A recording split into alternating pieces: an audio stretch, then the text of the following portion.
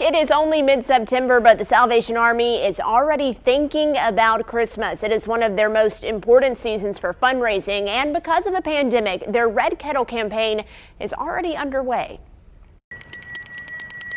You're likely not used to hearing the bells of the Salvation Army in September, and maybe you aren't ready to hear them just yet. We are, for the first time ever, really looking at Christmas launching early. The challenges of COVID-19 are starting the Salvation Army's most important fundraising season weeks ahead of schedule.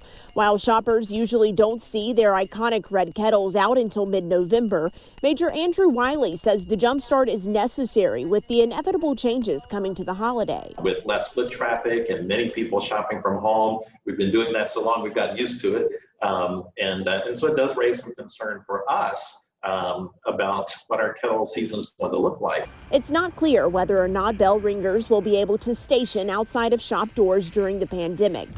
So the Salvation Army is doing what they can to save Christmas with a push for online donations, monthly contributions, and even a Red Kettle challenge. People can pick up a kettle and safely collect donations from friends and family through October. The need is really great this year, and we are anticipating across the country a potential 50% less income in kettles. Major Wiley says the Winston-Salem Salvation Army sees the need for help in our community, and he anticipates it will only grow.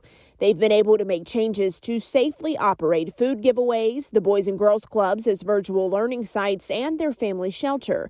But all of that takes money that they're worried they won't have. The reality is we have a lot of children and families who depend on us, not just during Christmas, but throughout the year. And so these funds are crucial. Well, the Salvation Army is still working with stores to come up with a plan for having those kettles out front. And if they are able to have bell ringers this year, Major Wiley tells me all of their volunteers will wear masks and keep safety top of mind.